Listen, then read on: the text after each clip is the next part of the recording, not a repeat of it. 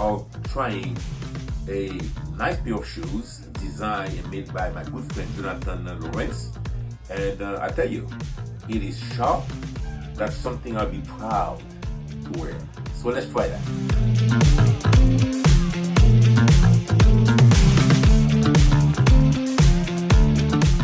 Here we go.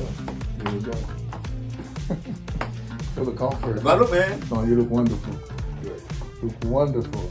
Well, we want to say thank you to Rudolph for this opportunity to wear out there and work out, to have him wearing it. Thank you so much. Anything that's pro Haiti, man, the effort, this is a pleasure, man. I like to promote positive things, and this is very positive. So congratulations, man. I hope that it becomes very, very, very successful. And that's what we're working on. And we're glad to have customers like you. Thank you so much, and we appreciate you for the work that you've been doing in the community. You're an inspiration for all of us, young entrepreneurs. Thank you so much. My pleasure.